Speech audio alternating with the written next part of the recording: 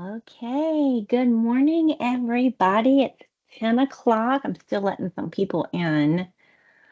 And I have some of you were just automatically in, and some people I'm having to let in. So I think we've got just about everybody on board. So yay, thanks for joining me on this. I don't know. It's freezing. I'm in Boone, North Carolina right now, and it's so cold outside. I've got a space heater right here beside me. So it's interesting to see where everybody's from. It looks like we got quite a bit from Atlanta. I have a slide here that I think my Atlanta people are going to enjoy. So just stay tuned for that. But again, welcome everybody. I want to get to it. It's only 45 minutes I've got scheduled with everybody here. So let's go ahead and dive right on in. Our topic for today is conflict and communication, just in time for the holidays, right? So we're ending the year on a bang. So I am Shauna Chambers and I am with Innovate HR. And let me switch my slides here so I can see what I'm talking about. So this is a part of a webinar series that we started this year, and I'm actually working on my topics for next year. So please shoot me an email or give me a call and give me some ideas of what you want to hear next year. I do these monthly. Um, at the end of this, I have a survey as well. There's a little QR code. I would like to hear from everybody. But again, I'm Shauna. I'm Shauna Chambers. I'm the vice president here with Innovate HR. And today's objective is to talk about something that's pretty uncomfortable to talk about. And I'm going to try to give you some pointers so that you can leave this with hopefully some tools that you can use right away to help in your communication because we have to communicate every day, right? And it's not always pleasant. So today's objective, I want to equip you all with practical and confidence building tools to address this workplace conflict directly, communicate clearly, and turn those inevitable, uncomfortable conversations into productive outcomes. So before we get started, there's a couple, I think we've got some attendees that are not familiar with Innovate HR. So I want to give you just a little blurb about who we are. We are an HR partner for small to medium sized organizations. And what we do is we provide the full back office support of an HR department. So a lot like you would see with Fortune 500 companies. But we do have a lot of flexibility. We've got a lot of personality. We have a lot of fun. And these individuals that you see here are our team. They are spread out between North Carolina and South Carolina. We do service clients in about 38 states, but we're headquartered out of Greenville, South Carolina. So that's kind of our center. But these are the individuals who serve the HR needs on a day-to-day basis. And luckily for our clients, we love what we do. So I know not HR is not for everybody, but luckily we've all bonded and found our calling in life. So thank you all for giving us the opportunity to do that. But that's enough about us. Let's dive into what we're going to talk about today. I like to keep these straight and to the point. Hopefully we'll have some time at the end to wrap up with some Q&A and questions. But we're going to begin by understanding what conflict is, how to communicate through conflict, some practical leadership tools. I'm going to hopefully give you guys something to leave with that you can use today. And I'm going to wrap up with some real world scenarios. So for those of you that attend these webinars with me on the monthly basis, thank you. And you also know I love scenarios just because I think it's easy to talk theoretically about stuff, but I love to use scenarios because I think it rings true for most people. So let's get started. So I want to have a poll. Make sure that you have your chat up because that's primarily how we're going to communicate through these sessions. I want to know when you hear the word conflict, what's the immediate thought that you get? So feel free to type your answers in our chat. I want to know. I want to hear from you. What are the things that come to mind? Avoid. I hear you. I love it. I'm curious to know too, is anybody, do you like to confront this head on? Or who likes to confront it? So type in if you like to confront conflict head on and just get it over with. Do we have anybody that is programmed that way? Let's see. Oh, we got some. Yeah. Okay, we got a little mix here. Defensive, confront, de escalate. All right, Cliff, I hear you there. Yes, Maria. Okay, you have to. All right, who likes to avoid it like the plague? Who wants to avoid this at all costs? Oh, we have another confronter. Depends on the situation. I hear you, Shelby. Yep. Don't shy away, confront. Okay. We have got some. Okay, depends, Lisa. I like where you're going here. Looks like we've got a good mix. Christina, transparent. I like it. We got a good mix of answers here. So this is going to be great. This is going to, I'm curious to hear from you as we continue down this journey. But I think that most individuals, I think the immediate response is pretty true. It's not necessarily my favorite thing to do, but we're all leaders and we know that is unavoidable. But in general, why do people avoid conflict? It's pretty simple. Most people fear to make things worse. Nobody wants to be seen as the bad individual. And again, we typically want to avoid the uncomfortable situations. That's just human nature, y'all. And I've got some, there's a term here called avoidance psychology. So I don't know if you've heard of this before, but it's very simple and it rings very true for most individuals. It's the tendency to dodge uncomfortable situations, conversations, or emotions in order to reduce that short term stress. I think that's what we go to. We want to do the happy things, we want to have the good, happy conversations. But when it comes to those uncomfortable situations, we just have this tendency to want to avoid them. But y'all know what happens when you do that.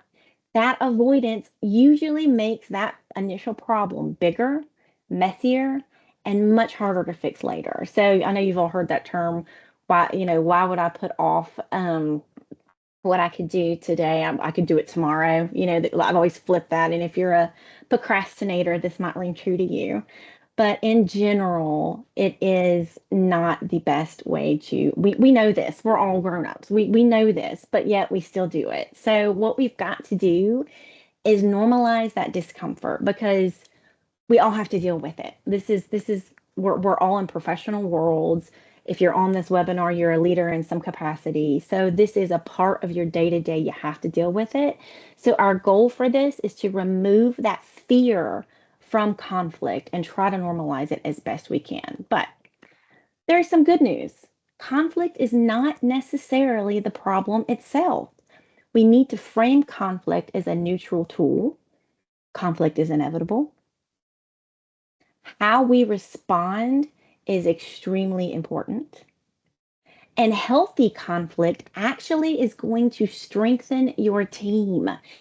It's going to drive clarity and performance. So if you say there is no conflict, there is absolutely no conflict in my working environment, that is not necessarily a good thing. We want to have this healthy conflict to strengthen that team. So let's talk a little bit more about that. We're going to dive into understanding what conflict is. So there are typically three types of conflict. So I've narrowed these down to these three. We've got task conflict. So this is the disagreement about just the work itself. We have process conflict. This is a disagreement about how. It's the how we get the work done. And then the last, but definitely not the least, is relationship conflicts. And so this is the conflict rooted in personal feelings, perceptions, or interpersonal tension. So let's do a little deeper dive into each one of these. So let's start with task conflict. So task conflict, this is a disagreement about the work itself. So this is the goals, the ideas, the priorities or decisions involved in getting that job done. So what I want you to think about is different opinions on what should be done, competing ideas on which approach is the best way, the debates over priorities, resources, or outcomes. And the good news is that task conflict is usually healthy when it's managed well. It can actually spark better ideas, stronger decisions, and innovation. All right, we have process conflict next. So this is the disagreement about the how. So this is how things get done. The roles, the responsibilities, workflows. We love that word, right? Timelines or decision-making authority. So here's what I want you to think about when you think of process conflict. It's the who is supposed to do this? Why are you approving this instead of me? So it gets back into that. Okay, whose ball is, which ball court? I can't say it right. You see what I'm trying to say here. Who is in charge of doing this one thing? The process makes zero sense. Some common examples: confusion over the ownership or the handoffs, frustration with inefficient or unclear processes, tension about timelines and priorities. Good news, these are not all bad things. This conflict often points out broken systems, not the people. So this is all process driven. And this is, if you don't have this conflict and you don't have these conversations, you can never improve the processes. So this is actually not necessarily a bad thing. Last, definitely not least, we have the relationship conflict. This is probably the most uncomfortable for most individuals. So, this is conflict rooted in personal feelings, perceptions, or interpersonal tension, not the work itself, but this is more the people. So, here's what I want you to think about here: this personality clashes, hurt feelings, or lack of trust, feeling disrespected, dismissed, or undermined. How many times have y'all heard this? I just don't like working with that person.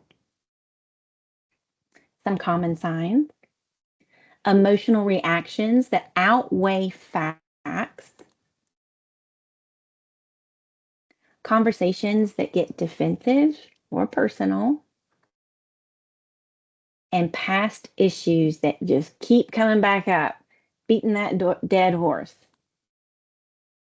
And the cause is usually unresolved task or process conflict that went unaddressed for too long. So here's what we're going to talk about: the risk in each one of these.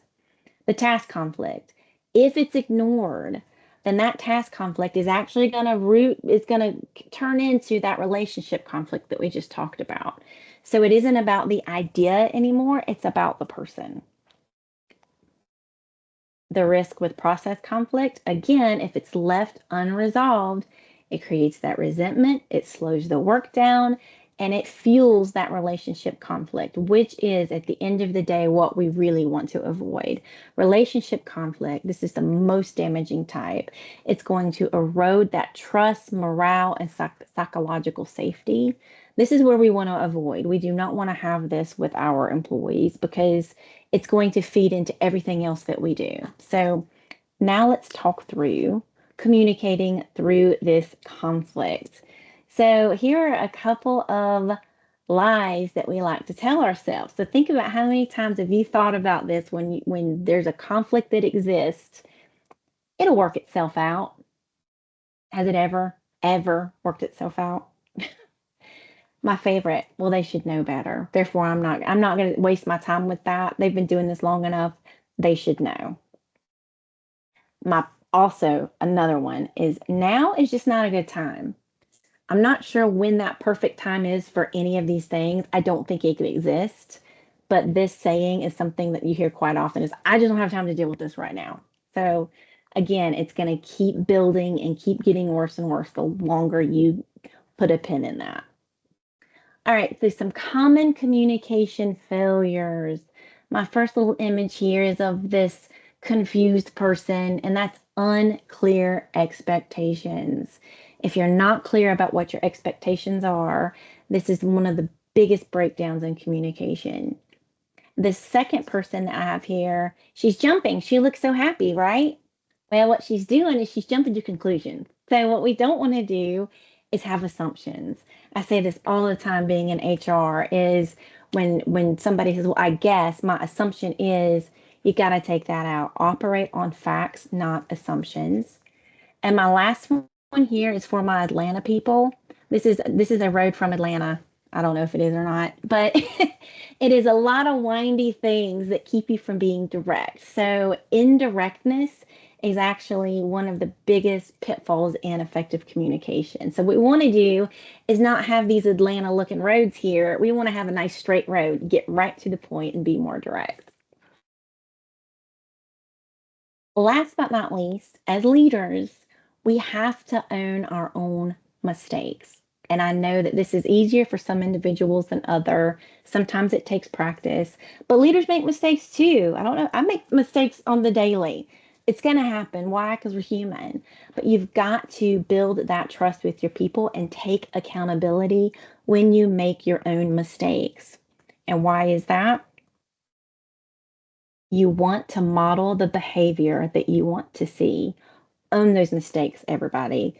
If you don't, then your people are going to be saying, well, they reacted this way, so that must be okay. You don't want to be defensive. You don't want to push the blame. Just own it. Own it, move on, and you will see that your people will start to mirror your own behavior. And I say that on a lot of things, but this is just another reminder to own those mistakes. So, in order to understand how to communicate with people, I've got the four common preferences on how people communicate. So, as I talk through these, I want you to think about what your style is as I talk through each one of these.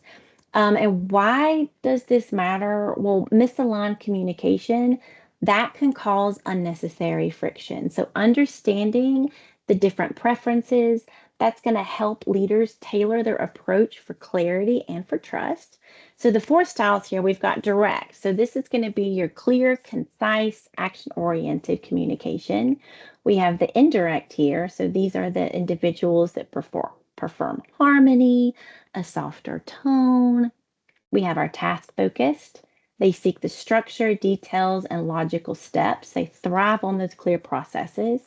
And we have relationship focus. So this prioritizes connection and emotional cues.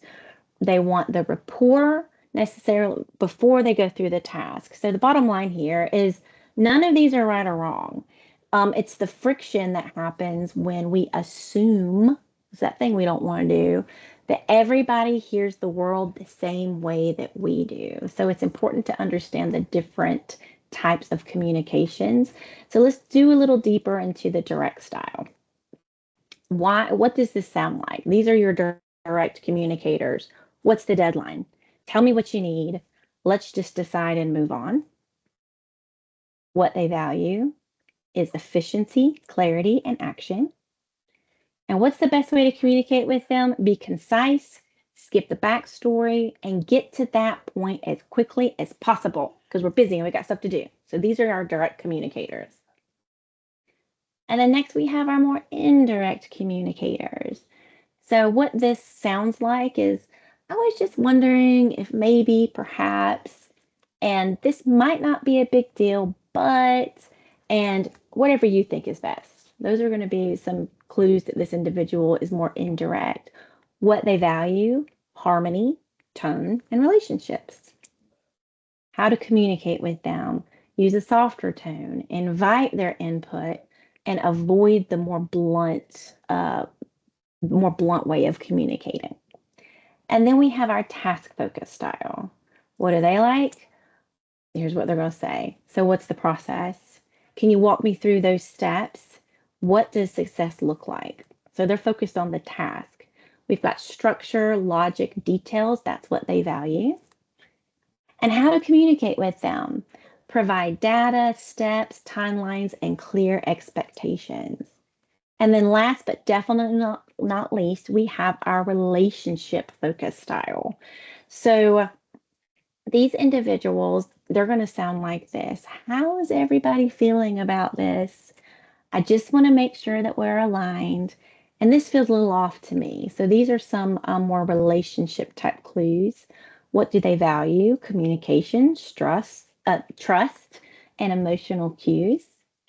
How do we communicate with them? Well, we're going to acknowledge their feelings. Simple. Build that rapport before diving into those tasks. And none of these are right or wrong. So friction is going to happen again when we assume that everybody hears and communicates the same way that we do. So some pretty simple practical tips that you can use is adapt your tone and detail level based on that person's style. Avoid assuming everyone processes information in the same exact way and use this awareness to reduce misunderstandings and try to build those stronger team dynamics. So, as I was going through those, is did anything stand out to anybody? Did you automatically think, oh, this is how I communicate on the daily, on everything? Or do you kind of switch it up and change it depending on the situation? So I want to hear from you all. Yes. Okay, I'm looking through some of these comments here. Switch it up. Yeah, Jacqueline. I think I do the same thing. It depends on the situation. It depends on the individual. I hardly ever respond in the same way. So I'm kind of a mismatch of all. Oh yeah. Tasha, you're two of the four based on the person and the circumstances. I like this. Paula, I am, you see what you get. Yeah, if anybody knows Paula, that is 1000% true. Okay, great. Yes, I love the feedback. I love seeing what you all have to say. Switch it up depending on the person. I am direct and task focused. Yeah, I think too it depends on the timing. Like when you're in high stress mode, I tend to get more task focused and a little bit more direct. But then if I've got a little bit more time, I might be a little bit more leisurely about it. Tammy, I like to lighten the mood, avoid conflict. I hear you, Tammy. All right, I love this, guys. All right, let's keep on moving. We got some more fun stuff to talk about here. So, okay. So, I'm going to give you all some practical leadership tools here, and we're going to begin with the most difficult part when it comes to having difficult conversations, confronting conflict is how do you keep your cool when tensions are high? So I've got some examples I'm going to put up here for you. So first and foremost, regulate yourself. Pause. There is so much power in pause. It just gives you a minute to collect your thoughts, slow your voice, ground your body. So just take that minute. Doesn't have to be long. Don't pause for too long, it'll just get awkward. But just take that minute to just realign yourself and get refocused to calm yourself. I'm a big fan of acknowledging the emotion. Say, I can see that this is frustrating. Validate the feelings, not necessarily the behavior, but the feelings behind the behavior, because the behavior is a product of the feelings. So I think acknowledging that is usually a good step in the right direction. Lead with curiosity, ask open questions, seek understanding. You got to set those clear boundaries as well. So I think being calm and respectful and showing some compassion. Separate those feelings from facts. Once you know what those feelings are, then separate them out from the facts. We've got to address the emotion first and then solve the issue second. And I'm a big fan of this. We can talk through feelings, we can talk through the emotions, we can get the facts, shift from blame to action. Let's solve the problem. Let's get to the end result here because we're all busy. We have things to do and we've got to get this done. So, giving some clear guidance, identify what needs to happen to get everything to move forward. And I'm going to, on this next slide, give you all the magic sentence that I swear works just about every time. Wait for it. Help me understand what it is that you are experiencing. So this is simple. It's not always the easiest to go to. So if you repeat it to yourself several times, put it on a post-it note somewhere. Just memorize this because this response, it can give you that pause as well, but it also helps to get you grounded and lets that person know that you care and that you want to hear a lot of what's going on. Oh, I'm still admitting people over here. Okay, what's going on with the problem itself. So this is going to lower the defensiveness. It's going to shift that dynamic from me versus you to us versus the problem. And it's going to validate without necessarily agreeing. So you're not agreeing with with whatever the conflict is. You're just validating the emotion behind it. So you're acknowledging their experience, but not endorsing that bad behavior or excusing the outcomes. And it also invites honesty and trust. This is where we want to be, especially with our employees. We want to have this honesty. We have to have this trust. So people are more willing to share when they actually feel heard, which leads to better solutions and fewer repeat conflicts. The bottom line here, when people feel understood, they stop fighting to be heard. And that's when you can break through and actually start that communication and get to where you need to go. So, this might not be, some of you may have some great tools in how you do this. And here in a second, I want to hear from you. But if your immediate response is, I just, in the moment, I don't know what to do, I've got a formula here for you. You guys know I love these things. And I like anything that keeps it easy. So I've got coach. So easy to remember, right? We've got context, observation, ask, clarify, help. So I'm going to talk a little bit about how to use this formula in your responses. So context. First thing you want to do is set the purpose so the person knows why. You want to get to the point, okay, here's what we're going to talk about. Next is your observation. Describe the specific factual behavior you've noticed. Keep opinions out, just stick to the facts. Here's what I have observed. Ask. Ask that person's perspective to understand what might be driving this behavior. Clarify. Big fan of clarifying. Clearly state what's expected going forward and why. Why does that matter? And then help. Agree to support, offer solutions, create those steps to move forward so that we can get to where we need to go. So offer those steps so that that individual has those clear expectations. So we avoid all that confusion, make sure that they have that clear expectation going forward. So I've got up here an example for you. So here's our scenario. We have an employee who frequently interrupts others in team meetings. All right, context. If we were going to respond to this, I want to talk about how team meetings have been going on so we can make them more productive for everyone. So you're laying the groundwork for this individual. Here's the observation. I've noticed in the last few meetings, you've jumped in while others are still speaking. Ask, can you share what's going on for you in those moments? Let the person talk. Then we're going to set our expectations. Our expectation is that everyone gets space to finish their thoughts so that all ideas are heard. And help, here's the next steps. Going forward, let's try to jot down notes and wait until that speaker finishes.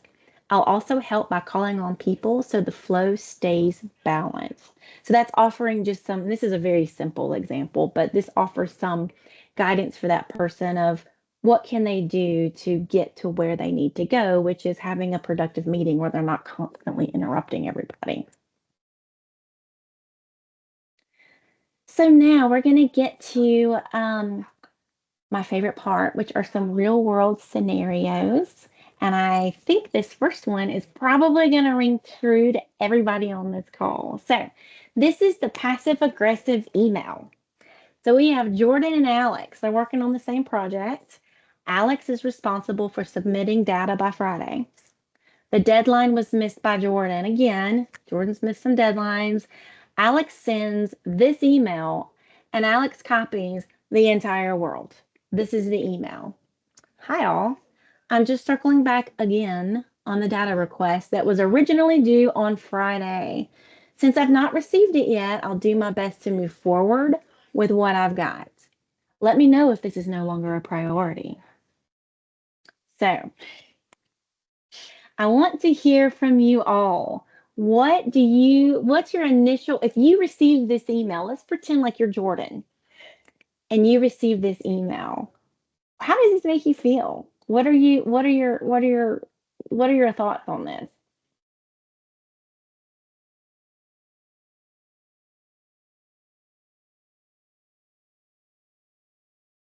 All right. Anything angry? Yeah. Thrown under the bus, right? Copy the whole world, throwing me under the bus, frustrated. Yeah. So we're all like, this is definitely a passive aggressive starting a war. Who said that? Molly. I love it. Upset, being called out in front of everyone. I agree. So we all agree this is passive aggressive, and we've all received an email or seen an email similar to this, right? Oh yeah. Felt the passive aggressive sarcasm. And do you guys ever, when you read an email like this, you read it in the tone that you're pretty sure they meant it to be? Like, just circling back again on the data request that was originally due on Friday, right? Like, it's human nature. This is what we're going to do. I don't know of anybody who's going to get this and be like, well, that was nice, right? So, what this is doing is this is not the way that we want to communicate. So now you're the supervisor. You're the supervisor of Alex. And since Alex copied the entire world, you got this. So how are you going to respond to this? I would like to hear. And if you want I can unmute you. So if you would like to speak up, I think I can. Hang on. Yes. Raise your hand and let me know if you would like to speak to this, or if you're more comfortable typing it out, that's fine as well. This could have been a quick phone call. I like that, Christina. Tell me a little bit about what you're experiencing working with Jordan. I like it. Is your immediate thought that this is going to be an uncomfortable conversation with Alex? How can I meet you? How can I help you meet deadline? Oh, you guys are pros at this. You got this. How can I be supportive? I love it. Yes. Instead of calling him out in front of everyone, this should have been a one-on-one. What would make this even worse, y'all, is if Alex and Jordan's offices are right beside each other, right? And you got Alex over here typing this little email. Why not just say something? Yes, I love it. I would automatically want a face to face to keep down the assumptions. Yes, I love it, Jacqueline. Yes, you guys are right on track. Absolutely. This is definitely something you don't want to ignore this kind of stuff. You don't want to think, well, you know what? This is just Alex is frustrated. We're going to let this one slide. No, you got to get ahead of it. Yes. If Jordan knew why Alex was late, yes. Alex has not addressed the issue that is obviously ongoing and let it build to a breaking point versus addressing it earlier, which could have prevented this. Right? If only everybody thought as clearly as we do, right? You all are right on track. So what we're feeling from this email is I'm annoyed, you dropped the ball, and this is not going to create a productive environment for any parties involved. So here is I put the coach response. So if you were struggling with how would I approach this, then here's we're gonna put this in the formula and see how this works. So here's our coach. So for C for context, I want to talk through the email situation so we can make sure project issues get resolved without creating unnecessary tension on the team. So you're putting the context out there to Alex, your observation. In your email to the group, the tone came across as frustrating and public, which shifted the focus from the missed deadline to how the message landed. We're going to ask, what was going on for you, Alex, in that moment? And what outcome were you hoping to get from that email? That is a really good line to use is what outcome were you hoping to get from that? And then hopefully Alex will have some time to reflect. I like to say, put the shoe on the other foot. Alex, if you got this email, how would you feel? Clarify those expectations. We don't want this to happen again. So you got to get those expectations out to your employees. I expect concerns like missed deadlines to be addressed directly and privately first. You all, that was your immediate response, is this should have been handled before this email went out. Group emails should move work forward, not call people out. And how many times have we all started an email and we're fired up and da da da da, and you read it and you're like, delete, yeah, start over. Absolutely. And sometimes we need to get that out. Just don't hit send. Delete, start over. We're not using this as a platform to call people out. The next steps going forward, Alex, when this happens, I'd like you to have a one on one conversation using those clear expectations. If it doesn't get resolved, then come to me as the leader, then come to me as the supervisor. I will help you support. I will help you support you. We will get this addressed appropriately without sending an email to call out in front of the whole entire world.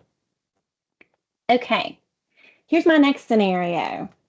It's the always overwhelmed employee. So here's our background. Here we have Taylor. Taylor is a solid performer, but regularly says these little things. I'm drowning. I just can't keep up. I'm overwhelmed. This is just too much. Good performer, but you always get this sense that they're overwhelmed, and they make sure to communicate this to everybody. Taylor brings it up in meetings, hallway conversations, in messages, never asks for help though. And whenever you say, what can I do to help you out? No, no, no, I got it, I got it, I got it. So they flag the specific barriers. Deadlines are being met, barely, but you're noticing the team, this individual, you're going to notice that the team is going to notice this as well. And the morale is starting to dip. So Taylor is your employee, and you've heard this. You've heard it for a while now. If you hear it one more time, you're trying not to roll your eyes. You're so frustrated. So what are you going to do? I want to hear how would you address this with Taylor. So let's open this up for discussion. How are you going to address this with Taylor? Energy vampire. I love it, Christina. And you'll hear this, right? Do you have employees that say, I'm just overwhelmed. I just can't keep up. Da, da, da, da. Do you hear that? And then they turn around and ask for PTO.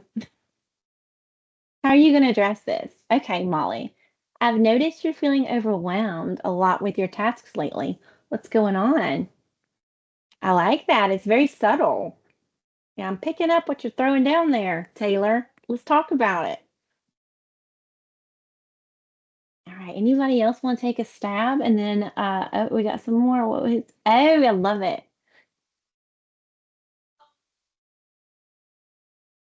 Oh, Jacqueline, I like it. Ask if they need help taking things off their plate. Tammy, I'm with you. Advise we are all in the same boat, but we're a team and we're all here to help. Yes. Do not be afraid to ask for support. It's a team effort. I would offer help. Let's come up with a plan and how can I help you? Oh, that's great, Justine. Yep. I like it. Don't be afraid to ask. Yes.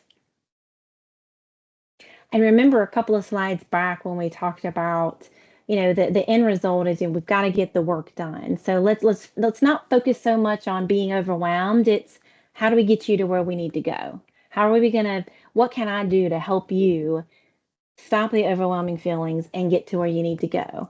What it might be is I might be denying your PTO request, but that's a different conversation. All right, Christina, does she know how she's impacting others? We have to talk through how that looks moving forward too. Love it. You guys are right on track. We're gonna use my coach formula again and see how this aligned with the answers that you all gave. So context. I wanted to check in because you've mentioned feeling overwhelmed several times, and I want to make sure that we're addressing this in a productive way.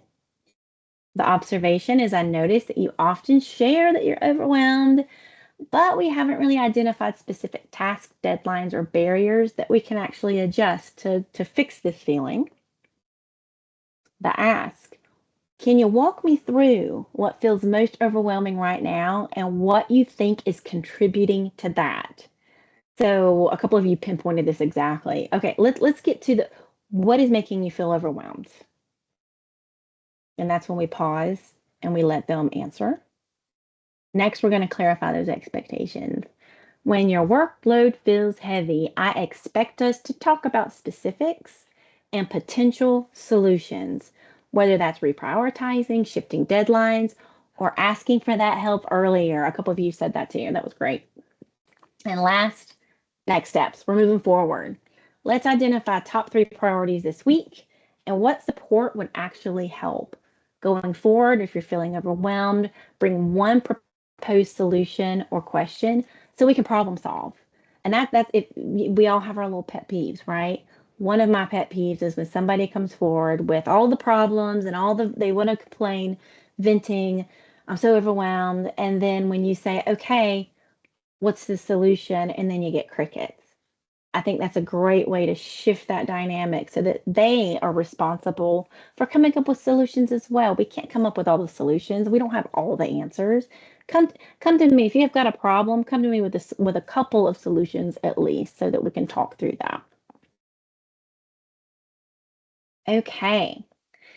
So next, this is the irate employee scenario. So we have Chris, and some of these names I just come up with these on the fly, y'all. So this is not intended to be anybody that I know. Okay, but Chris storms into your office, visibly upset after learning they were not selected for the promotion. Their voice is raised, the body language is tense, and they're talking really fast. Here's what Chris says. This is completely unfair. I work harder than everyone else on the team. Clearly, favoritism is at play, and Chris demands an explanation immediately. So, what's happening here is Chris is feeling blindsided, disrespected, emotions are high. This is a tough one. So, I think this is probably the worst case scenario that we can think of. I want to hear from you. How would you handle this situation with this irate individual? Okay, I'm gonna see what we got. Who wants to take a stab at this one? Definitely do not start saying calm down. Has anybody ever been in this situation, said, I need you to calm down, and it's worked? Ever? Ever? Have you ever been irate and somebody said calm down and it worked? No, not at all.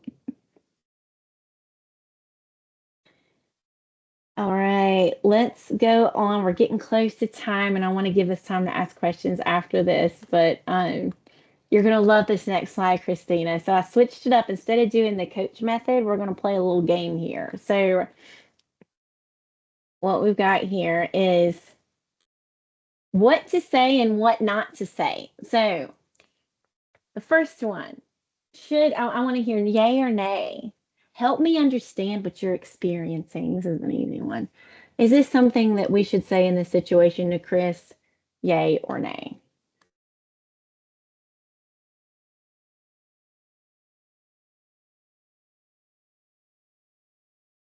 Okay, some yays and some nays. Okay, yep. This should have been handled before the promotion was announced.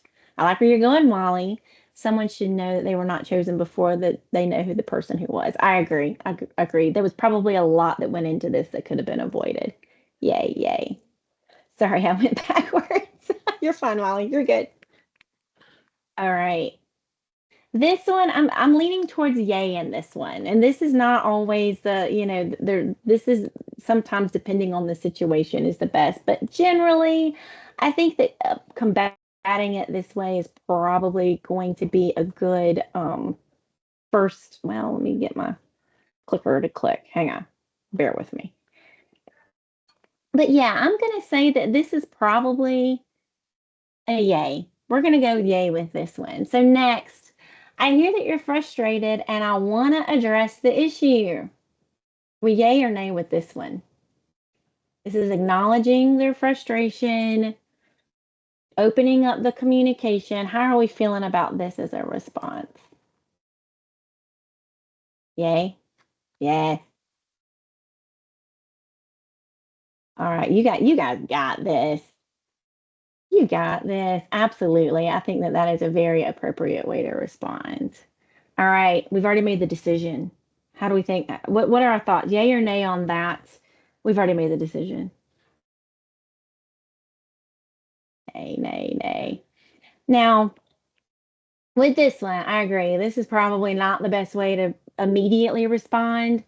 It may have to be the end of the discussion if there's any of this going back and forth, which I'm not a fan of the going back and forth, but we might need to end the conversation that way, but definitely not a great way to, might be our initial response, but we don't need to say it out loud. So that's definitely not the way we want to start. If you don't like it, maybe this isn't the place for you. I'm sorry, I hit the little button too fast. Again, that's that outcome, that might be the thing that you want to say, and that might be the facts. There are other ways to say this. This statement can be said in a much different way, but definitely not going to be the first reaction to somebody when they're coming at you with this one. Next up, here's what's expected going forward. Yay or nay? I agree, Christina. Get the feedback from them too. How are we feeling about this next one? Here's what we expect going forward. Yeah. Yay. Yay. Yay. Yay. Yay. Hearing yays. Yay. Yes. I like that. That's part of that coach method. Okay, here's what we're gonna do. Maybe we're gonna talk about what your goals are with the company. Maybe we can talk about how to get you to that next step. We're not gonna focus on what you're unhappy. We're gonna try to get you where you need to go, but here's what we're gonna do. So I definitely think that given some expectations. Yes, summarizing. I agree, Sharon. That is a great way to do. And then who said calm down? Yes, calm down. We do not, yeah, Christina, yes. Calm down. No, we're not going to say calm down, y'all. This just never, ever, ever works. All right, we are 1 minute over.